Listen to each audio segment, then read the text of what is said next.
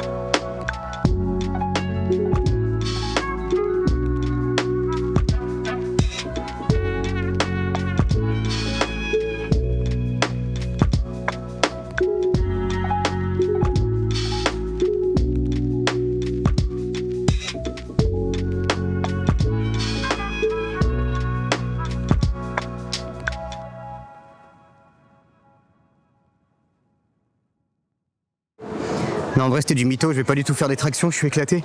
Je vais juste rentrer chez moi. Je préfère garder mon énergie pour ce soir avec cet après-midi, avec Mika. Parce qu'en vrai, ça y est, il va aller enfin relâcher les cobras. Et après, on se fait une Wild Night, c'est ce que je vous avais pas dit dans la vidéo d'avant. Et ça va être grave cool. Wild Night, en gros, ça consiste à balader en bord de jungle, etc.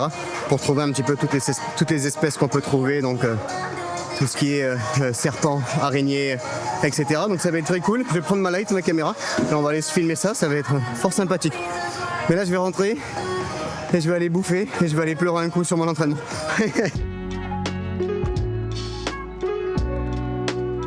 Bon, je vous explique le délire pour Loki. Du coup là il faut que j'aille acheter son poulet. Donc son poulet, c'est un Indonésien qui travaille à Obsidian, la salle de sport où je m'entraîne, qui en fait lui fait des combats de coq et tout, donc du coup il en a plein, et à chaque fois que je lui demande, enfin c'est la deuxième fois que je lui demande du coup, et là du coup il me l'amène, donc on va aller le chercher ensemble, comme ça je vais vous montrer qui c'est, et on va récupérer le petit poulet dans le, dans le sac. Bon, pour ceux qui n'aiment pas, comment pourrait-on dire, ce n'est pas de la maltraitance d'animaux, mais ce sont des choses totalement naturelles. Les serpents, il faut bien qu'ils se nourrissent, hein, et les serpents normalement ne mangent pas du mort, mangent du vivant, le mien mange du vivant. Donc on va chercher du vivant. Et c'est à ce moment-là qu'il ne faut pas avoir de cœur entre parenthèses. Ça devient, c'est difficile. Genre voilà, il y a 2 fois où j'ai voulu lui amener à manger, il a pas voulu manger. Ça m'a fait quelque chose. S'il mange directement, ça va. Donc on va tester, c'est pas un poulet adulte, c'est pas un poussin, c'est un pépé, c'est un poulet de vous verrez, je vais vous montrer. Et je pense que je vais l'assommer pour éviter qu'il lui mette des coups de bec, parce que le premier que j'avais amené lui avait mis des coups de bec, donc bon, c'est pas top, hein, vous allez me dire.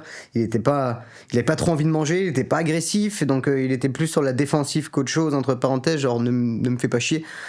Donc je pense que je vais faire ça, je vais petit coup sur la tête, ça va l'assommer, et comme ça je le laisse dedans, et voilà, je vais le laisser un bon 1 heure, 2 heures dedans avant de me barrer, et voir s'il l'a mangé ou pas, quoi, j'espère. Croisons les doigts.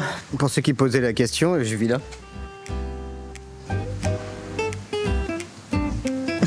Ce plan magnifique. Et ça, c'est mon scout. Yep. Un petit Max. Comment te Ok. You're gonna make something. You're gonna try to imagine it's YouTube channel. YouTube. Your YouTube, okay? Me? No. Yeah, I know. Wait, but Say hello, I'm Putu, I'm from. Let's go. Try it's you. in Bahasa, no problem. Yeah, let's go. Hello, I'm Putu. I'm from Bali. I'm walk here. I'm the playboy in here. Bro, it's not Bahasa. You told me Bahasa, you speak in English. Bahasa, say in Bahasa. Bahasa. Me Bahasa. Yeah. Speak in Bahasa. Halo, nama saya Putu, dan saya kerja di sini Saya sangat senang berada di sini dan saya sangat menyukai Anda. That's right. I understand nothing. Si, ma bro. Bon, je vais m'acheter des clopes. Je fous l'appareil dedans. Et dès que je le ressors, on est devant mon pote à Obsidian. Regarde ce tour de magie, hein. Regarde bien. Je te pose là. Je te pose ici, là, comme ça. Et c'est parti. On est reparti. On arrive devant Obsidian. Mon pote, il est là. Voilà.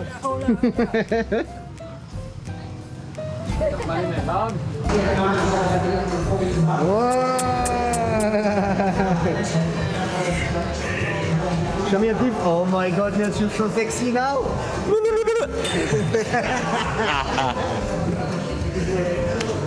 Good, and you? Good? Ça va? Nah, this morning already. Look at this huge guy. Look at this huge guy. No, what did you say, bro? Hi guys. What did you say, bro? Thank you. What did you say? The chicken? Where's my chicken? There. Okay, hello little boy. Oh. Oh. Chicken leg. Okay, see you. Okay. Yeah. Say bye bye. Bye. Hello, motherfucker. You want to eat chicken right now? What the fuck? No. Je suis arrivé à Soka Beach. Soka Beach, comme Soka Dance. Soka Dance, voilà, c'est Soka Beach. Mika est en retard, bien sûr, parce qu'il m'attendait sur la route alors que je l'avais pas vu. On s'est dit, on se donne rendez-vous à un endroit. Viens à cet endroit-là. Ne me dis pas, je t'attends à tel endroit. Non, tu viens là où on a donné le rendez-vous, bordel de merde. Donc il va arriver dans 25 minutes. Bon, normalement, il devrait pas faire nuit, donc on est bon, mais c'est juste qu'il fait pas très très très beau. Donc j'aurais bien aimé garder un peu de luminosité pour le relâcher de Cobra. Voilà. Je vais essayer de vous faire 2-3 plans. Je vais mettre le 24-70 parce que là, c'est quoi, je sais même plus ce que j'ai. 16 mm. Le 16 mm, ça va pas le faire. Je vais vous montrer, vous allez rien voir. Et on voit mes couilles.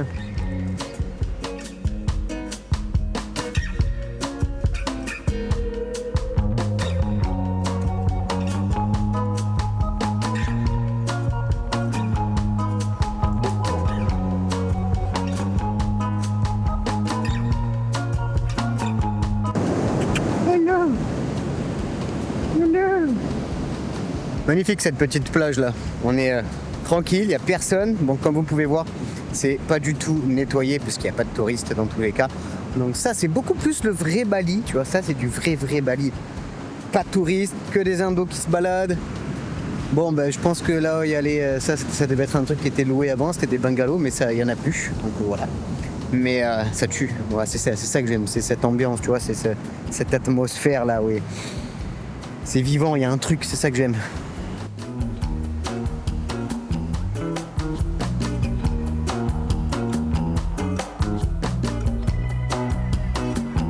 Oui, il y a des déchets, il y a beaucoup de déchets partout sur les plages, dans les rues.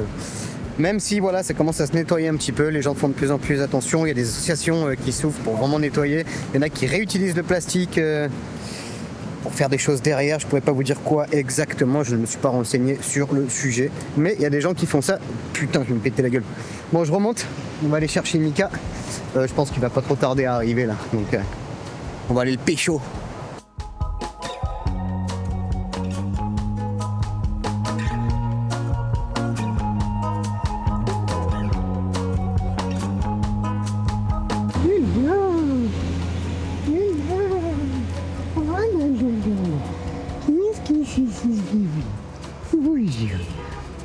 Oh là là, bonjour. Oui. Qui c'est ça? On dirait que t'appartiens à plus personne, il n'y a même plus de laisse. Qu'est-ce que c'est ça, moi, l'autre? C'est toi ici? Tu veux que je te l'enlève? Je vais te l'enlever. Bon, ben j'ai l'impression qu'elle était à plus personne. La laisse, elle est complètement défoncée, il n'y a plus rien. Le truc, il est rouillé qu'il n'en peut plus. Donc je lui ai enlevé. Elle a l'air d'être contente, en tout cas. Bon, je sais pas si ça appartient à quelqu'un ou pas, mais tu laisses pas ça sur ton chien, quoi. Non, mon loulou, tu es mieux là maintenant. Hein. Putain, elle est plein de poils. Oh, mon loulou. Ouais, tu vois, putain. Elle se balade avec son petit truc. C'est mieux comme ça, hein. Oui, c'est mieux comme ça. Moi, ça sent mieux là.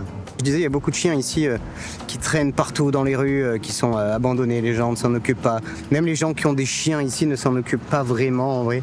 Ils sont toujours un peu en mauvais état, pas très propres, avec plein de puces partout. Donc voilà, ils sont pas au top de la forme. Oh, ce biceps. Et du coup, elle aussi, là, j'avais l'impression qu'elle était quand même bien sale. Elle avait son truc posé sur elle, genre tout défoncé complet. Je pense qu'elle a dû essayer de se l'enlever plusieurs fois.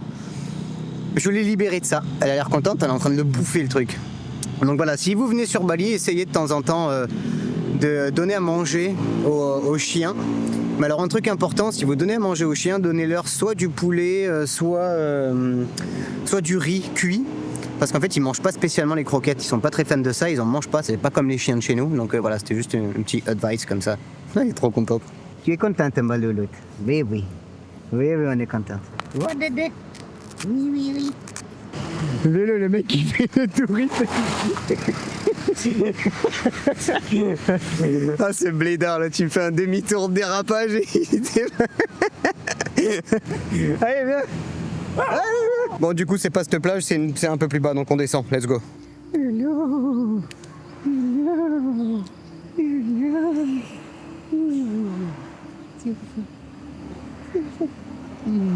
Lolo. Qu'est-ce que c'est, ces petites potées toutes mignonnes? Qu'est-ce que tu fais toute seule ici, toi? Oh là. Tu as abandonné, hein? Oui, tu as abandonné. Hein? Voilà, c'est ce que je vous disais, c'est que là, je suis au milieu de la jungle et ben... Merde, ça a coupé. Je disais, ben voilà, c'est le genre de choses qu'on voit quand même assez souvent à Bali. C'est des petits chiens abandonnés, malades, avec la peau un peu... je sais pas ce que c'est exactement qu'ils ont. Et voilà, là, t'as la jungle derrière, ils sont tout seuls, ils ont personne. Et ça, c'est tellement triste, putain, qu'est-ce que ça me fait trop de la peine. Moi, les animaux, je préfère tellement plus les animaux que les humains, c'est un truc de dingue. Mommy? Is it mommy?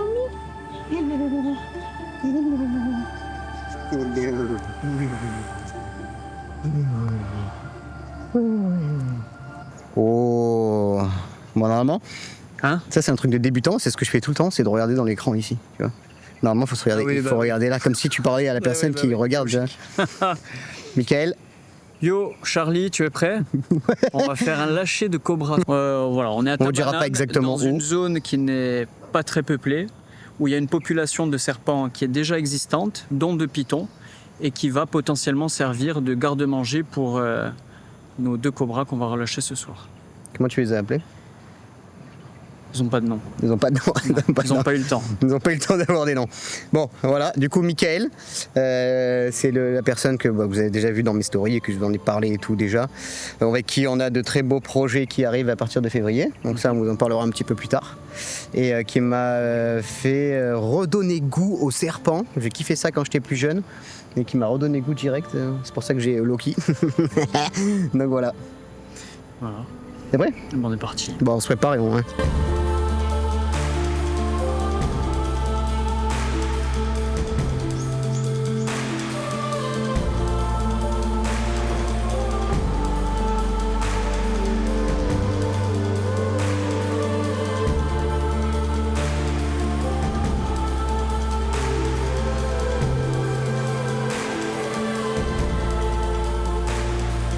Bon les gars, c'est parti, on va relâcher le premier. On se met ici parce que c'est magnifique, le plan il est juste trop beau. Il y en a le coucher de soleil qui est juste derrière, donc...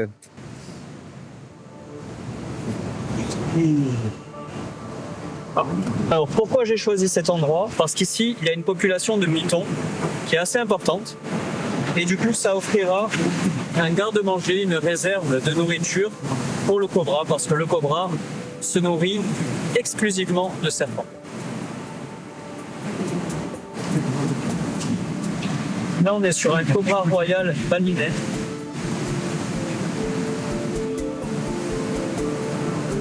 Qui provient d'un sauvetage. Celui-là, il a pris un coup de sabre, il a pris un coup de machette, pile poil sur la tête, il y a quelques mois de ça. Donc moi, je l'ai récupéré chez moi, je l'ai nourri en attendant qu'il se rétablisse pour pouvoir le relâcher aujourd'hui. Donc comme vous pouvez le voir, on pourrait croire qu'il est apprivoisé, entre guillemets, parce qu'il s'est déjà un petit peu habitué à ma présence. Bien que, voilà, ça reste un animal potentiellement dangereux, mortel, qui est capable d'attaquer à tout moment et qui évidemment possède encore ses glandes à venin et ses crochets. Hop. Donc là, il est fixé sur ma botte. Généralement, ils n'aiment pas trop les couleurs foncées, le noir.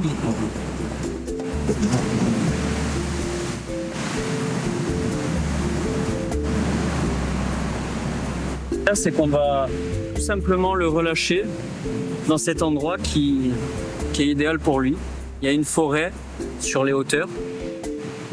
Et ici, il a de quoi se cacher, un environnement idéal, avec un garde-manger, comme je le disais, assez riche dans les alentours. Donc là, on va tout simplement le laisser recréer des habitudes dans ce nouvel environnement.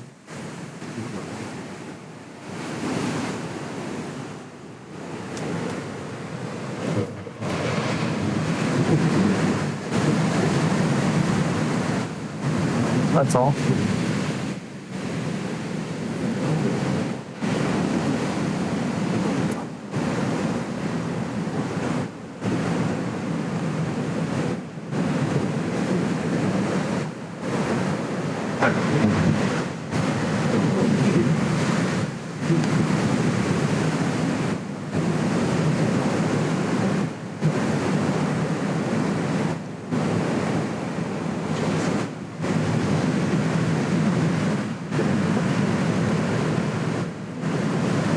Est-ce que tu veux que je parle ou pas forcément? Pas forcément, tu veux parler, tu peux parler. Après, moi, je coupe, je mets, c'est du lifestyle complet, donc ouais. Tu peux parler si tu veux. Ouais.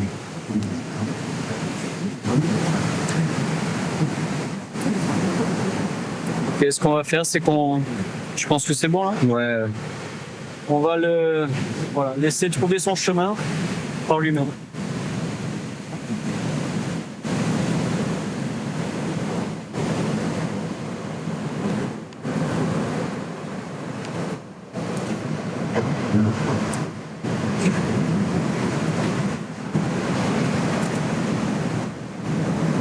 Alors les gars, voilà, alors, on est à Tabanan, on vous dit pas exactement à quel endroit c'est, dans le sens où on veut pas spécifiquement qu'il y ait des gens qui viennent, qui puissent se dire oh super, un cobra, je sais que je peux en trouver un ici. Après vous avez vu Mickaël le manipuler entre parenthèses facilement, mais c'est pas le cas, donc ça reste un reptile très dangereux, donc une morsure et vous pouvez en mourir. Je vous dirai pas l'endroit où c'est, et par précaution pour vous aussi, si un jour vous tombez sur un cobra, alors déjà ne l'attaquez pas, n'essayez pas de le tuer, juste partez doucement, surveillez qu'il ne fasse rien envers vous, mais généralement les serpents ne vous attaquent pas pour rien, donc voilà, faites juste ça, mais ne les tuez pas ni quoi que ce soit. Donc voilà, je vous dirai pas l'endroit, allez vous faire ouais. Ok. Ok.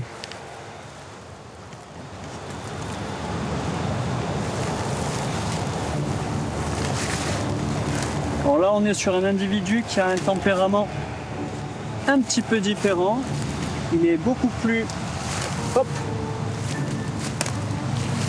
Vous voyez, il est beaucoup plus agressif. Vraiment, il vient me chercher, il va au contact. Hop. Bon, là, j'ai mis des bottes. Il est capable de sauter comme... Voilà. Là, c'est un peu plus sport, là. C'est un peu plus sport. C'est un peu plus sport, là. Hop là. Il est prévu. Oh, je suis pas sûr qu'on t'entende au pire, là. Okay. Un peu compliqué. Qu'est-ce que tu as à faire?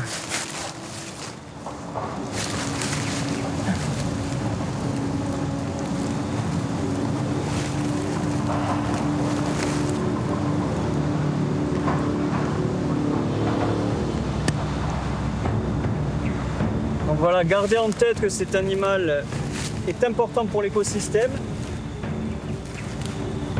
Cet animal est très important pour l'écosystème.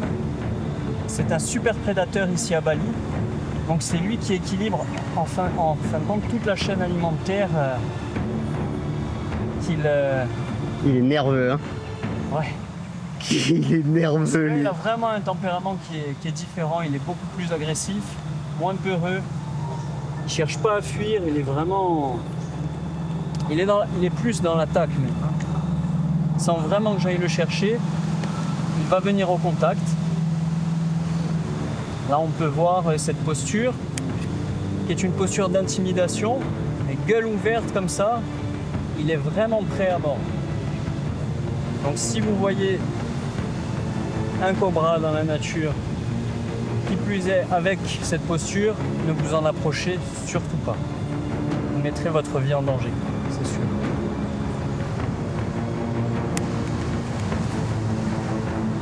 Il est vraiment fixé sur mes bottes.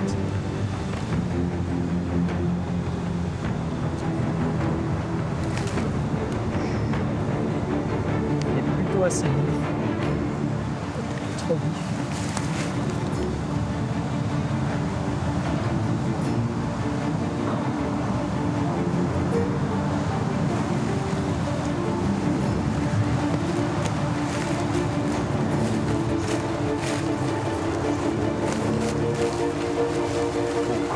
Bon, laisse-le, hein. On va peut-être faire un plan où tu le vois partir.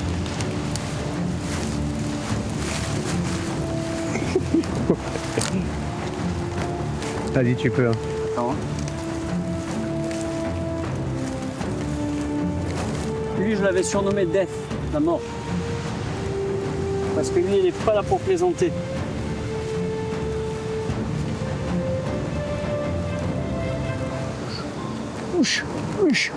Il n'est pas là pour plaisanter, il est là pour en découdre. Je sens son souffle d'ici. Putain. Ok, on va le relâcher, on va le laisser partir tranquillement. Et on lui souhaite une longue vie. Vu son tempérament, il va survivre.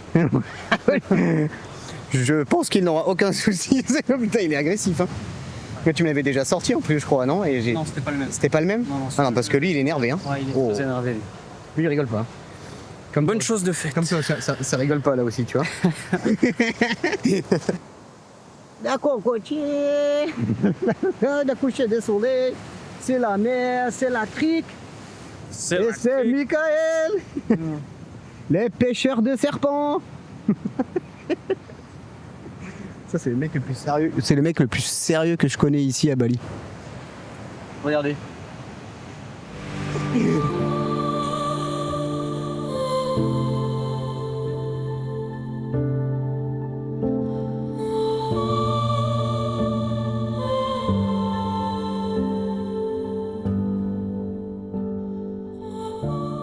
Charlie, ce soir, on va partir à la recherche d'espèces locales, sauvages, de Bali. Notre cible principale, ça va être les reptiles et les serpents. Là, on est dans la partie, là on est au crépuscule, le soleil vient de se coucher et déjà on peut apercevoir de l'activité, notamment dans les arbres. On a déjà pu apercevoir pas mal de geckos, dont celui-là, le tokay gecko qui est assez commun, facilement reconnaissable avec sa robe mouchetée de orange. C'est un tokay qui est assez imposant, avec une très forte mâchoire, une grosse tête, avec des muscles maxillaires très développés. Et en fait, celui-là, dans certaines zones d'Asie, il est considéré comme invasif, parce qu'il va prendre le dessus sur d'autres espèces, notamment de geckos, en s'en nourrissant en fait. Il est très vorace. Voilà. Donc là, c'est un premier spécimen de ce soir qu'on a attrapé.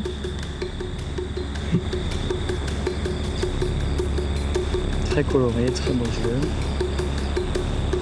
Sa queue se détache, donc si vous manipulez ce genre de gecko, faites très attention. Là, on peut voir qu'il a déjà perdu un segment de queue qui a repoussé. Ah ouais. Ça fait partie de leurs moyens de défense. Voilà, en cas d'attaque. Et celui-là, une particularité aussi défensive qu'il a, c'est cette mâchoire très forte, très développée, qui peut faire très mal. Sa morsure fait saigner. Charles, Non. est-ce que tu veux tester sa morsure? Non. Tu es sûr? Ça Ouais. peut être une expérience. Ce qu'on va faire, c'est qu'on va prendre la partie la plus charnue de ta main, ici où il y a du muscle, partie extérieure. Ouais. Alors ça va pincer fortement et ils ont une rangée de petites dents.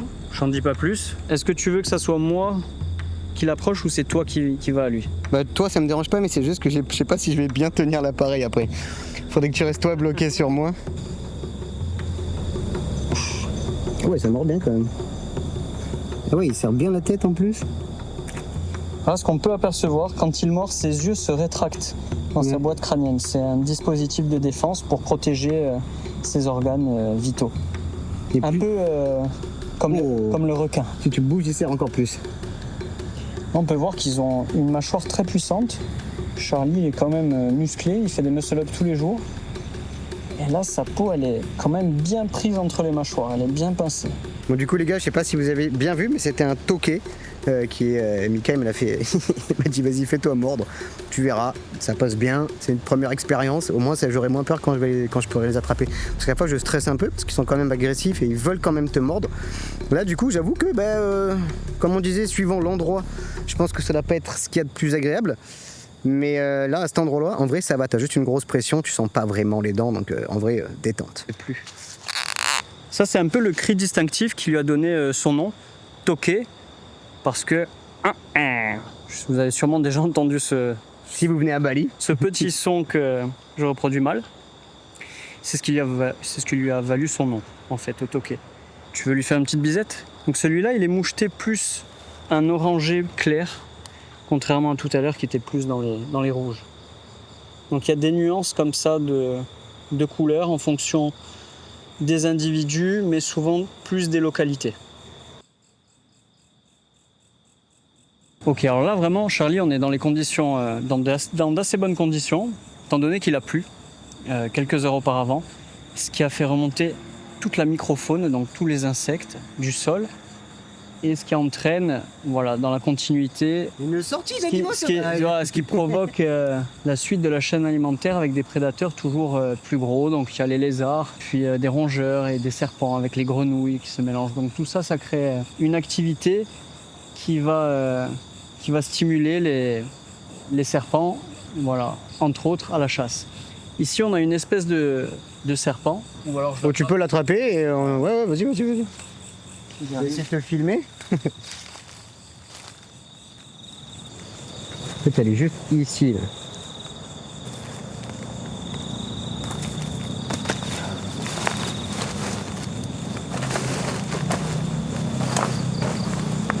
Rapide, hein?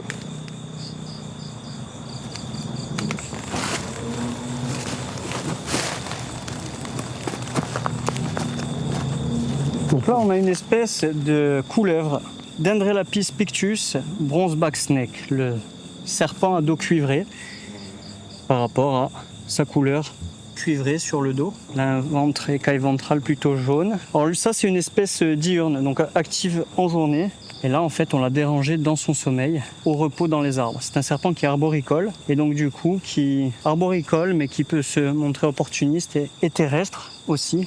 Donc il peut chasser des grenouilles, des geckos, voilà, des petits reptiles, voire quand il aura atteint une taille plus imposante, des petits oiseaux. Et ça, c'est genre pas du tout venimeux, ça.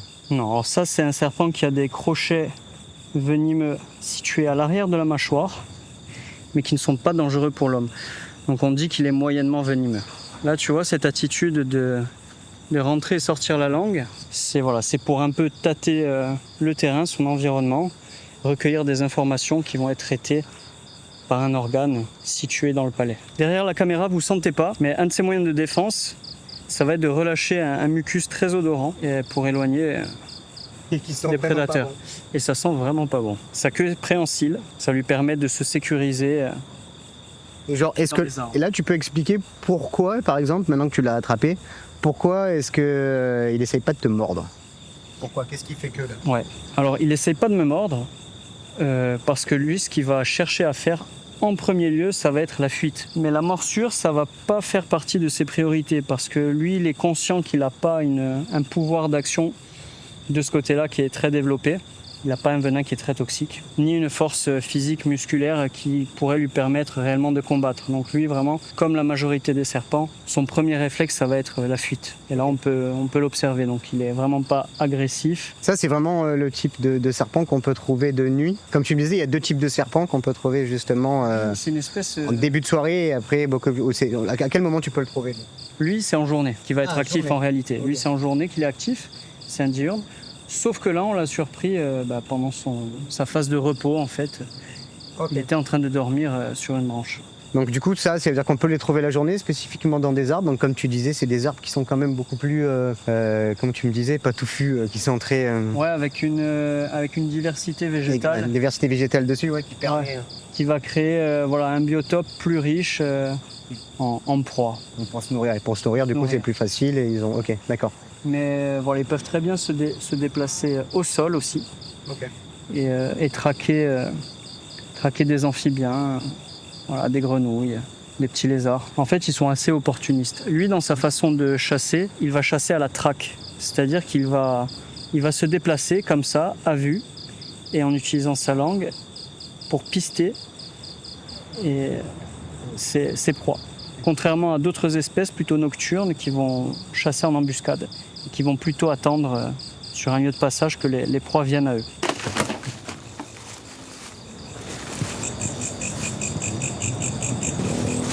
Alors on sait que dans cette zone il y a du cobra royal parce qu'on a relâché en fait. Nous on en a relâché 2. Là on observe vraiment du sol à la cime des arbres parce qu'il y a plusieurs serpents qui se sont adaptés à leur milieu et qui se sont spécialisés en étant au sol, dans la végétation, moyenne végétation et plus grande végétation dans les arbres. Donc on peut vraiment trouver des serpents un peu partout. Alors pour optimiser les chances, on va se bien passer.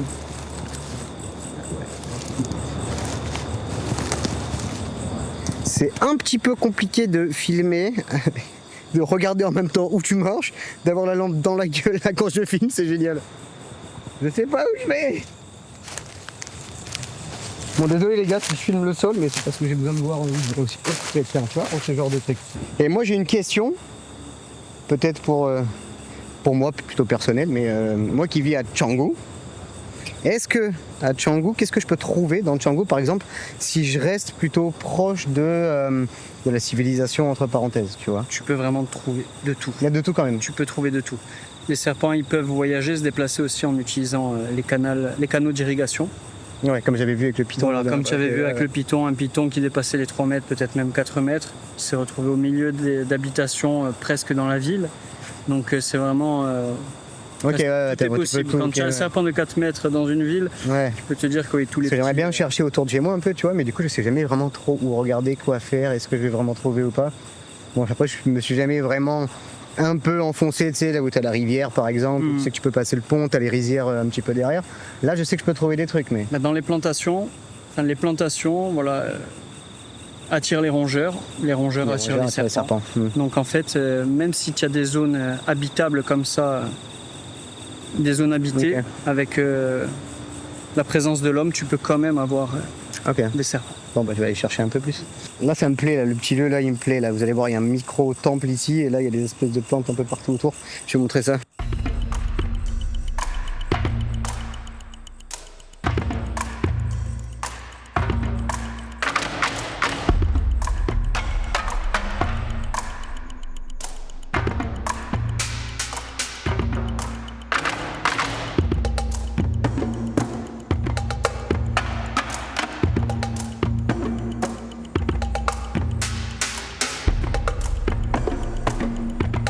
Bon, les crabes, c'est un peu les éboueurs, les nettoyeurs. Ils se nourrissent de tout, ils sont omnivores, aussi bien de la viande, d'animaux en décomposition que des végétaux, des algues, des fruits. Voilà. Ils sont opportunistes. Un très beau crabe des mangroves. Est-ce que tu veux le manipuler, vu que tu nous as dit tout à l'heure que tu étais fanatique de crabe, Charlie. Pas du tout. Charlie, c'est pas toi le fanatique de crabe? Non, c'est-à-dire même Amise au point, elle est pas contente avec toi. Il me semble t'avoir vu sur un groupe Crabovore. de crabophiles Crabophile. international. Et si t'attrapes le micro, il te le coupe en deux.